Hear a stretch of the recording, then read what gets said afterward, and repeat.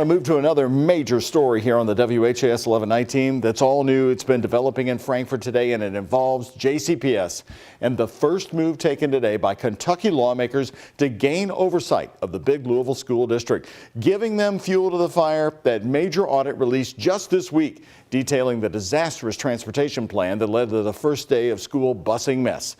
Our senior reporter Isaiah Kim Martinez is in Frankfort, where Louisville continues to be the focus.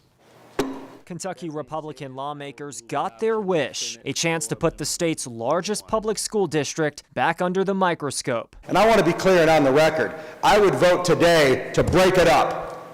I would vote today to break it up into multiple school districts. But that's not what House Resolution 81 does, at least not yet. There being 30 yeas, 7 nays. Passing with ease in the state Senate Tuesday, it'll create a task force to study JCPS's size and how the district operates, and determine what, if anything, needs to change. It will also take into account, obviously, student performance and readiness for post-graduation. Kentucky's GOP has been calling for outside intervention for years, and that first day of school meltdown became the spark plug for a renewed effort. Now you add that scathing audit, accusing JCPS of making rash decisions for this school year's bus routes. Does this add fuel to the fire? Where's your head at?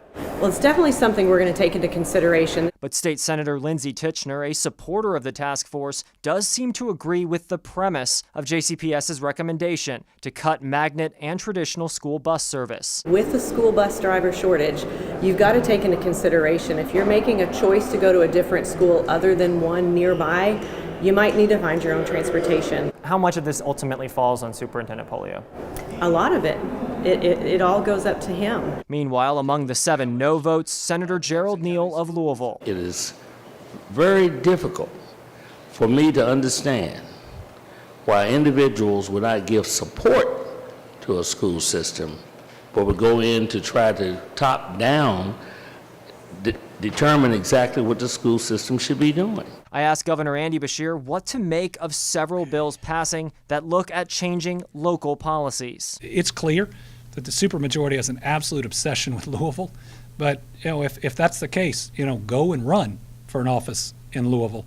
Don't try to change decisions here in Frankfort. And because of the nature of this kind of resolution where it doesn't change a law, Governor Beshear cannot veto it, meaning this task force is happening with a recommendations report due in December.